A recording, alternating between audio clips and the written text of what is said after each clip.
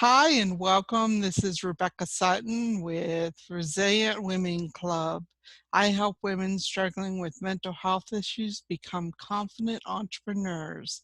I have with me today Kimberly Love, a radio host and mental toughness specialist. Hi, Kimberly. Hi, how are you? Thank you for having me. Oh, I'm great. I hope you're doing great in this weird time in our history. Yeah, learning to adapt, that's for sure. Good, good. So I'm sure my listeners would love to hear a little bit about your story. Well, I'm a single mother.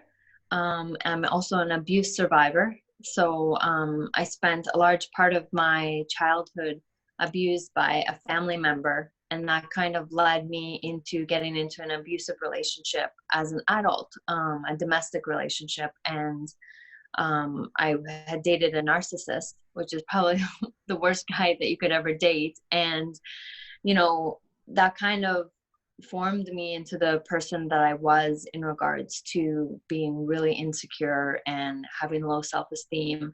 And I had to learn to break out of that in order to become the person I am today. That's amazing. It is hard to break out of it. I just Hmm. interviewed someone who specializes in helping women out of narcissistic relationships. So that's kind of interesting. Well, experts say that it takes on average 17 times for a woman to actually leave an abuser. So it's kind of scary when you think about it that way, that women just keep going back. Wow. Yeah. Yeah, there's an attachment there and Yes. a little bit of an identity attachment too. Start to identify with your abuser, and Yes. it's hard to find your own identity. So tell me a little bit about how you found your own identity. When I was in the relationship with the guy that was abusing me, what happened was, we had gotten into, I guess the turning point for me in the relationship was we got into this really big argument, and he actually said to me, the world would be a better place if you committed suicide. And to me, that struck me so Wow. hard because, even though I knew I was in a bad relationship, I was comfortable with trying to continue to make it work and do all the things that I was doing at the time. And to me, that was like a shuddering start for me. Like I just, I remember walking away from him, going into my room, and I went under the covers, and I wasn't entirely sure how I was going to get myself out of that mess, but I knew that at that moment I could no longer be in that world. If I stayed in that world, I was going to die. So for me, it was a slow, like I left him right away, but the building up of becoming a new person certainly took time after that. Interesting. So tell me about some of the tools you use to build yourself up.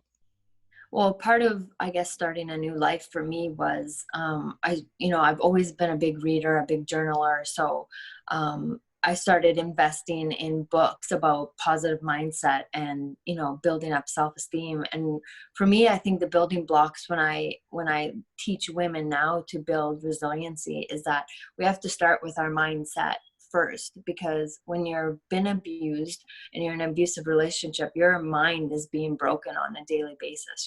That's why they're able to continue to abuse you, because they're breaking you day by day.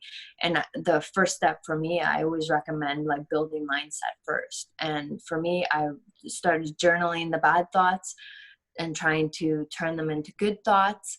And they just the act of journaling and putting all that stuff on paper was a very basic way for me to get it out of me and to try to think of a better way of thinking just about myself in general.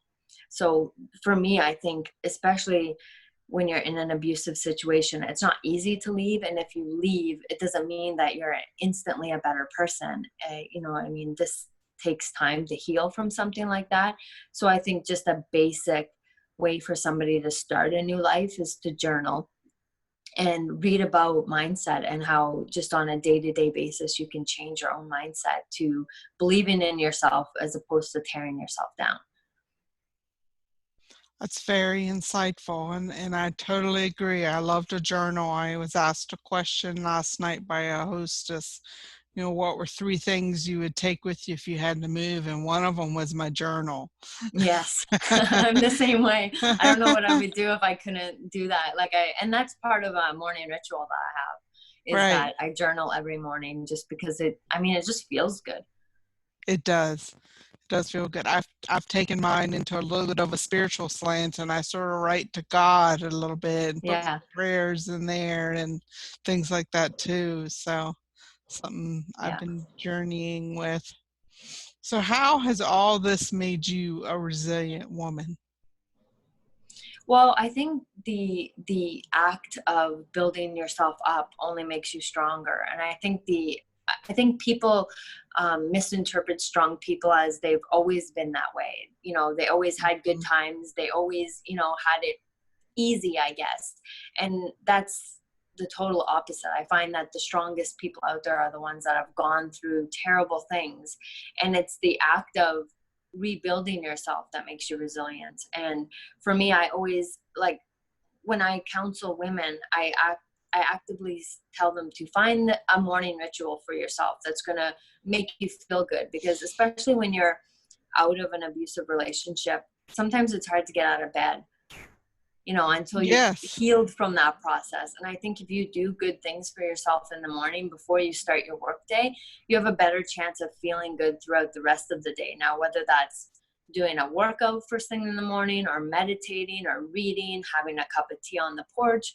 whatever you have to do that makes you feel good, just to start your day, I think that it's really hard to take you off course after that. Whereas, as opposed to getting up in a rush, you didn't get your coffee, you're rushing out the door, you're cursing in traffic, you know what I mean? If you start your day off right, it's a lot harder to take you off track. And in the same sense of being resilient, if you're trying to build a new you, if you start off right in the morning, then again, those bad feelings from your past relationship or the things that made you feel bad are less likely to filter back into your life at that time. Very insightful. Definitely. So tell me a little bit about your business. Well, a few years ago, I guess how it all started for me, a few years ago, I decided to write my abuse story in my memoir, You Taste Like Whiskey and Sunshine. And I went through my abuse process and the journey that I had and how I got over that. And when I was interviewed on Impact Radio USA, they had such a huge response from the show that they offered me my own show.